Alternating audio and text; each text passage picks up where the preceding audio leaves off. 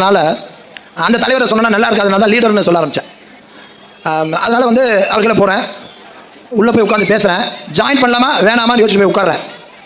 உட்காரும்போது இது ஆல்ரெடி ஒரு சின்ன இஷ்யூலாம் போச்சு. நிறைய பேர் நம்மளை பிரிச்சு போட தானே உலகமே இருக்குது. அது மாதிரி நடக்குது இருக்கேன். அப்போ சாரோட உட்காந்து ஒரு 40 நிமிஷம் பேசும்போது அவர் கேட்டேன், சார் ஒரே ஒரு கோரிக்கை என்ன அப்படின்னாரு.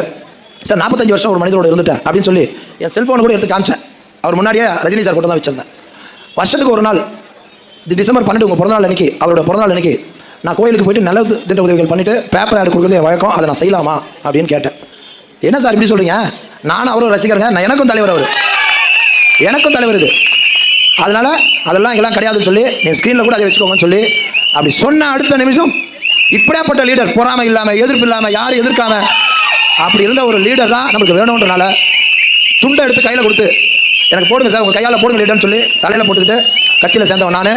அவர்கள் அதையும் சொல்ல வந்தேன், இருக்கிற இடத்துக்கு உண்மையாக இருப்பேன், அது மட்டும் சொல்லிட்டு வந்தேன். அதே மாதிரி வந்து இன்றைக்கும் சொல்கிறேன், 45 வருஷம் பழகினால